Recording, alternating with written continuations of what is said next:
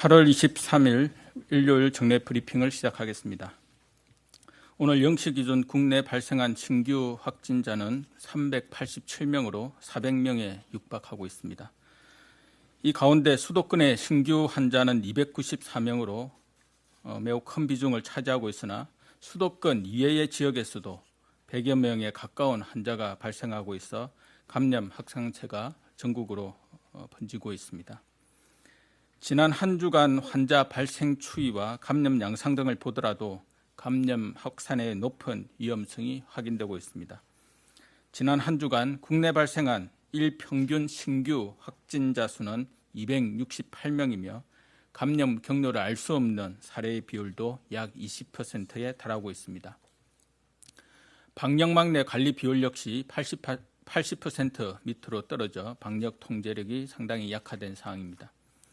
지금은 수도권뿐만 아니라 전국적으로 재유행이 본격화되는 문턱에 서 있는 매우 위태로운 상황으로 판단합니다.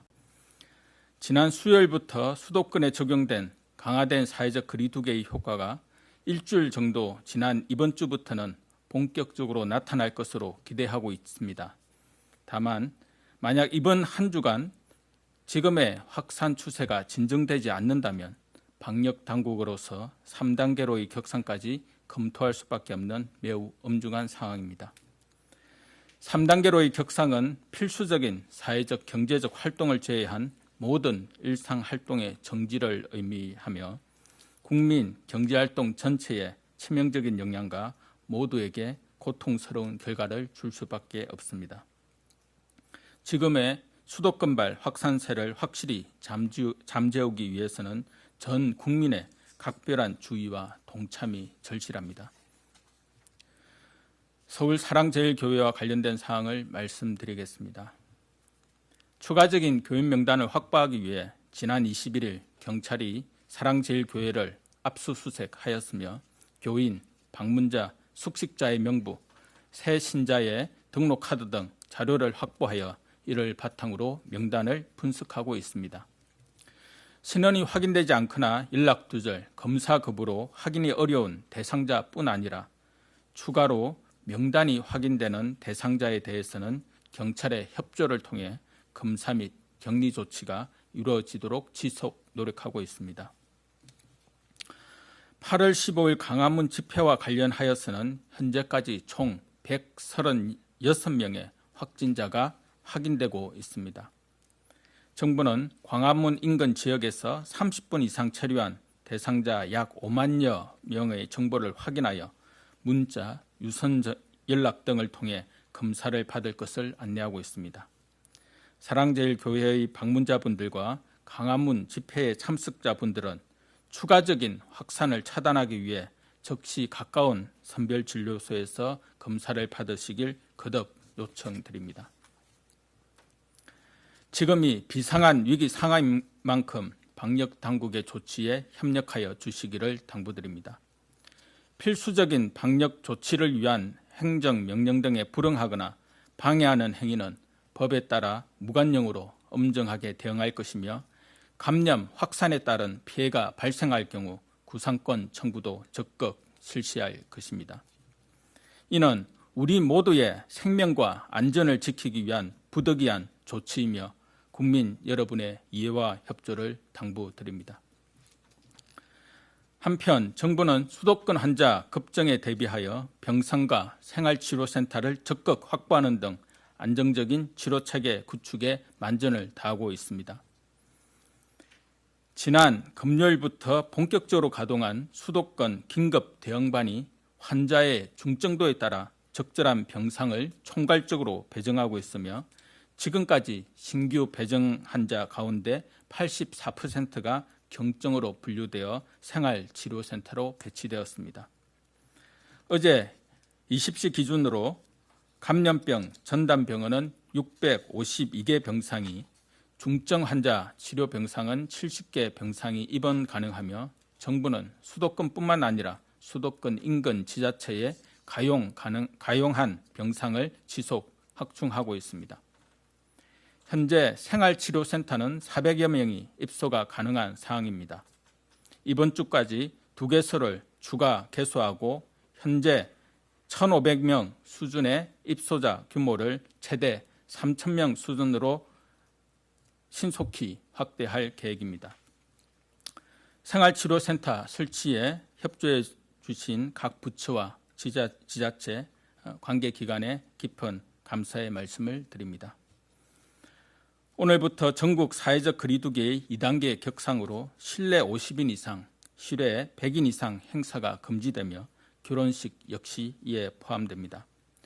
결혼식은 신랑, 신부와 그 가족, 하객을 포함하여 실내 50인 미만, 실외 100인 미만의 인원으로만 진행하되 식장 진행 요원은 이런 계산에서 제외됩니다. 간이 칸막이 등으로 식당, 로비, 연회홀 등의 공간을 분리하는 경우에는 하객 간의 접촉 가능성이 높아 허용되지 않으며 이 외에도 별도 공간을 마련하여 진행하는 것도 권장드리지 않습니다. 지금 다수의 인원이 모이는 행사는 위험하기에 가능하다면 결혼식은 취소, 연기하시거나 불가피한 경우에는 간소하게 진행하시는 것을 권고드립니다.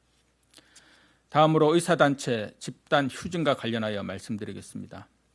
코로나19의 대규모 유행이 임박한 국가적인 위기 상황에서 정부는 국민의 생명과 안전을 위해 모든 문제를 뒤로하고 코로나19 대응에 총력을 다할 것입니다. 이미 정부는 의과대학 정원 확대와 공공의대 신설에 대해 어떠한 조건도 내걸지 않고 수도권 코로나19 상황이 안정된 이후 의료계와 논의를 하며 추진하겠다고 이미 발표한 바 있습니다. 또한 의사들에 대해서도 환자를 치료하는 본연의 역할을 수행하도록 각자의 진료 현장으로 복귀해 줄 것을 요청하였습니다. 지금은 엄중한 위기 상황입니다. 이러한 상황에서 집단 휴진은 환자의 생명과 안전을 위태롭게 할 것입니다. 현재 코로나19 환자 중 중증 환자의 비중이 계속 높아지고 있습니다. 전공의 집단 휴진으로 인한 진료 인력 부족으로 중환자 치료를 담당할 대학병원의 진료가 차질을 빚을 가능성이 커지고 있습니다. 이렇게 의료계의 집단 휴진은 어떠한 책임도 잘못도 없는 환자와 국민들에게 피해를 야기시킬 수 있습니다. 국민들의 생명과 안전을 최우선으로 해야 한다는 점에서 정부와 의료계는 같은 사명을 가지고 있다는 것을 잊지 말아 주실 것을 당부드립니다. 코로나19의 엄중한 상황에 대한 인식을 같이 하고 모든 문제는 추후에 논의하기로 하고 지금은 진료 현장으로 복귀해 줄 것을 다시 한번 요청드립니다. 지금은 수도권뿐만 아니라 수도권이 아닌 지역에서도 언제든 누구든 코로나19에 감염될 수 있는 상황입니다.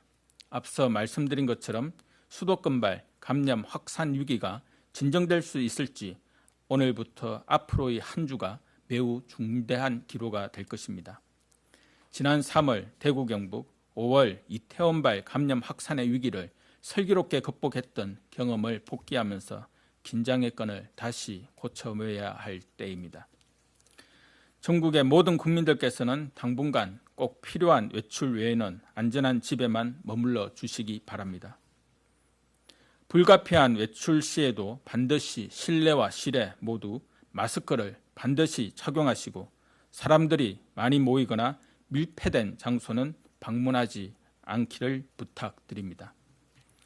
길어지는 위기 상황으로 국민 여러분의 피로가 누적되고 긴장감 역시 약화될 수 있습니다.